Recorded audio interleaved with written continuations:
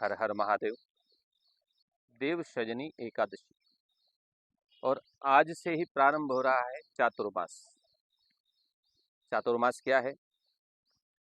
देवशयनी आषाढ़ शुक्ल पक्ष की एकादशी से लेकर के कार्तिक मास शुक्ल पक्ष की एकादशी देव प्रबोधिनी एकादशी तक शास्त्रों में ऐसा कहा जाता है कि भगवान श्री हरि योग निद्रा में शयन करते हैं। इस 4 महीने के अंतराल को चातुर्मास कहा गया है और ऐसा माना जाता है कि भगवान श्री हरि इस समय विश्राम की मुद्रा में होते हैं। तो भूमि पर सब प्रकार के जो विशेष मांगलिक कार्य हैं शास्त्रों में वर्जित बतलाए गए हैं, जैसे कि विवाह संस्कार, गृह प्रवेश, यज्ञ, दीक्षा, यज्ञोपवीत संस्कार, लंबी यात्राएं, देवताओं की प्रतिष्ठा इत्यादि कुछ कार्य, विशिष्ट कार्य जो हैं इस चातुर्मास में त्याज्य हैं, अर्थात नहीं करने चाहिए। सामान्य रूप से पूजन अर्चन, कुछ प्रकार के मुहूर्त, व्यापार, व्यवसाय इत्यादि कार्यों को किया जा सकता है। हरिशयन का तात्पर्य क्या है? तो शास्त्रों में भगवान श्री हरि के शयन को योग निद्रा कहा गया है। जब भगवान श्री हरि विश्राम करते हैं और वैज्ञानिक रूप से देखा जाए तो इसी दौरान सूर्य और चंद्र का तेज भी क्षीण हो जाता है, क्योंकि बादलों का व्याप्त होना वर्षा ऋतु में सूर्य और चंद्र के तेज को कम कर देता है। और इसके साथ ही वैज्ञानिक दृष्टि से देखा जाए तो भूमि पर जल के कारण छोटे छोटे सूक्ष्म जीवाणु पनप जाते हैं, कीटाणु पनप जाते हैं।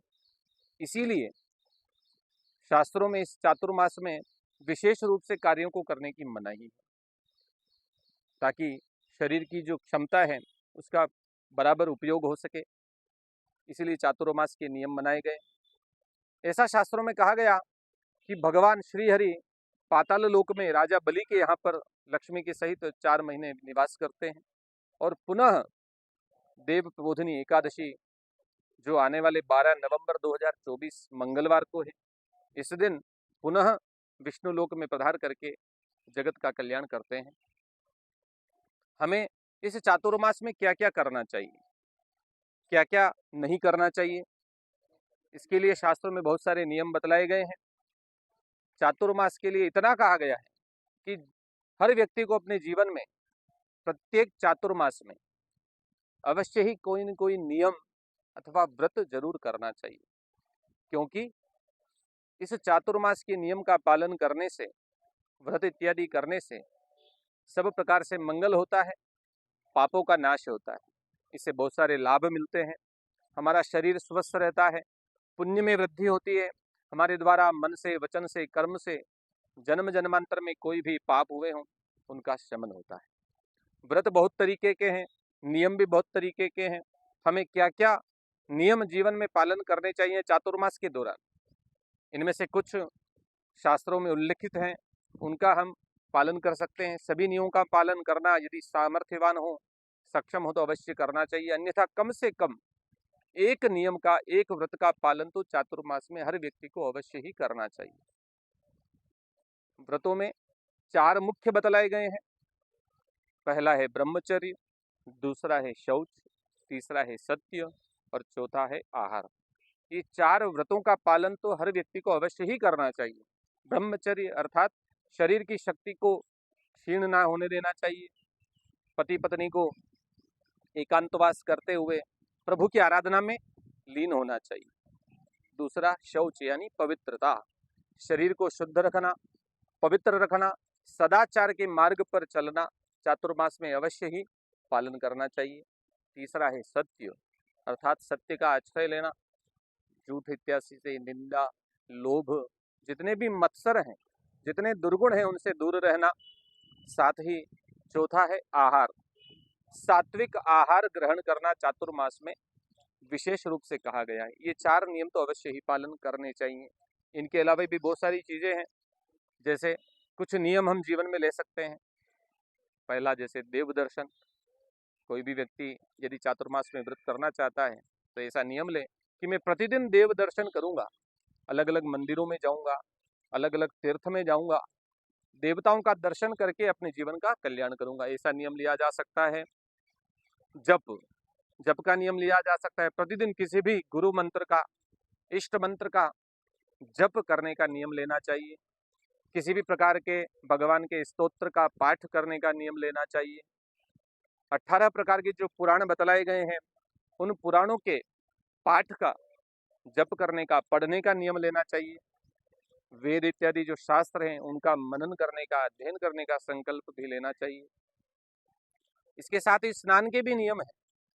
स्नान का नियम भी ले सकते हैं कि हम प्रतिदिन शुद्ध आचार विचार से युक्त होकर के कहीं तीर्थ में स्नान करेंगे, कहीं नदी में स्नान करेंगे। सावधानी रखते हुए स्नान करना चाहिए। ना हो सके कम से कम विशेष तिथियों को, जैसे एकादशी है, पूर्णिमा है, प्रदोष है, सोमवार है, अमावस्याएं हैं, इनमें किसी विशेष तीर्थ में जाकर के उस जल से स्नान करने का नियम लेना चाहिए। इसके अलावा शय्या त्याग का भी नियम लिया जा सकता है, अर्थात बिस्तर पर, पलंग पर सोना छोड़ देना चाहिए। चातुर्मास के दौरान भूमि पर दरी, चटाई अथवा बिस्तर भूमि पर लगा करके शयन करना चाहिए। इसके अलावा सात्विक आहार ग्रहण करने का नियम, शास्त्र विरुद्ध जो आहार बताए गए हैं, जो आमिष बतलाए गए हैं, उनसे दूर रहना, दुर्व्यसनों से दूर रहते हुए व्रत करना। व्रत भी 3 तरीके के बतलाए हैं, एक भुक्त, नक्त अथवा उपवास। एक समय भोजन करना, सूर्यास्त के बाद भोजन करना अथवा बिल्कुल भोजन नहीं करना, और सात्विक आहार को ही ग्रहण करना।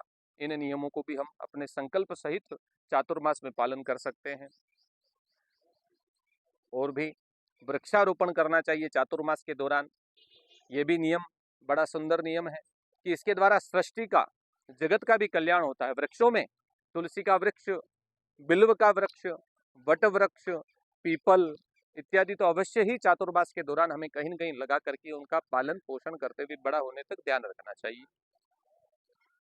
और नियम जो है उनमें तीर्थ दर्शन का भी नियम है कि हम ऐसा नियम लें, किसी भी तीर्थ में जाकर के भगवान की सन्निधि, सानिध्य को प्राप्त करें, आशीर्वाद प्राप्त करें, जगत के मंगल की कामना करें। त्याग का भी नियम लिया जा सकता है। त्याग यानी हमारी जो प्रिय वस्तु हो, प्रिय आहार हो, उसको हम चातुर्मास के दौरान ग्रहण नहीं करेंगे। हमें कोई वस्तु विशेष रूप से पसंद है भोजन में, उसका हम त्याग करेंगे। चातुर्मास के दौरान मैं इस वस्तु से दूर रहूंगा, और उस वस्तु का दान करें। हमारी जो प्रिय वस्तु है वो लोगों को भी हम दान करें। दान का भी बड़ा महत्व है। इसके साथ पारायण, किसी भी प्रकार के जो पुराण हैं, भगवान के जो पाठ हैं, स्तोत्र हैं, कीर्तन हैं, शास्त्रों का पारायण, जैसे नवान पारायण रामचरितमानस में करते हैं, इसी प्रकार से विविध प्रकार के जो पुराण हैं उनका पारायण नियम पूर्वक चातुर्मास के दौरान करना चाहिए। दीपदान, दीपदान भी एक बहुत सुंदर और बहुत ही लाभदायक उपाय चातुर्मास में करने योग्य है। प्रतिदिन सायंकाल 1, 5, 7, 11, 21, 51, 108 दीपक भगवान के सन्मुख लगाएं।